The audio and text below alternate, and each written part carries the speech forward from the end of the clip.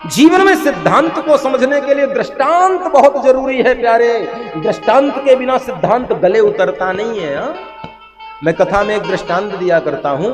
गर्मी का दिन था, गांव की बात है। एक बहुत बड़े गांव के पटेल जमींदार थे, उनका एक लौता बेटा था।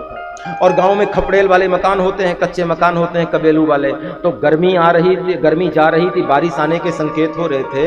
तो गांव के जो जमींदार थे उनका इकलौता बेटा था। उसने सोचा बरसात आने के पहले ये खपड़े की एक लाइन बिगड़ी हुई है, तो इसको जरा चढ़ करके ठीक कर देता हूं ताकि घर के अंदर पानी ना जाए।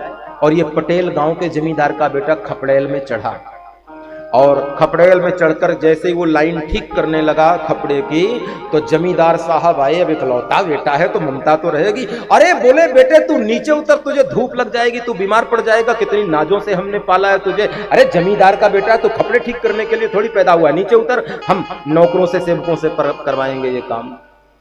लड़के ने कहा क्या बात करते हो पिताजी, जवान आदमी हूं, एक लाइन बिगड़ी है, अब भी ठीक किया और ये उतरा, मुझे कुछ होने वाला नहीं। अरे बेटा तुझे धूप लग जाएगी, बीमार पड़ जाएगा, नीचे उतर, तू जमींदार का बेटा है, नीचे उतर।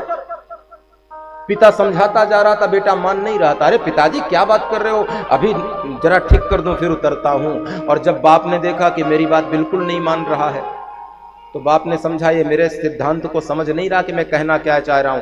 अंदर गया और ये बेटा जो ऊपर चढ़ा था उसका भी 1 साल का बेटा था जो झूले में झूल रहा था, उसका झूला उठाया बाप ने और ले जाके धूप में रख दिया। और जैसे ही धूप में रखा तो लड़के ने चिल्लाया, पिताजी ले जाओ, उसको धूप लग जाएगी, बीमार पड़ जाएगा, अंदर ले जाओ। तब कहते हैं बाप ने कहा तुझे तेरे बेटे की चिंता है तो मुझे मेरे बेटे की चिंता नहीं रहेगी क्या? तेरा बेटा बेटा और मेरा बेटा बेटा नहीं, तू भी तो मेरा बेटा है ना। जितनी ममता तुझे अपने बेटे पर है उतनी ममता आखिर मुझे भी तो रहेगी ना। 1 मिनट का दृष्टांत बेटे के समझ में आ गया और खपड़िया से नीचे उतरा, और खपड़े से नीचे उतरकर क्षमा मांगी, बोले मैं समझ गया। तो कभी कभी सिद्धांत को प्रतिपादित करने के लिए दृष्टांत जरूरी होता है।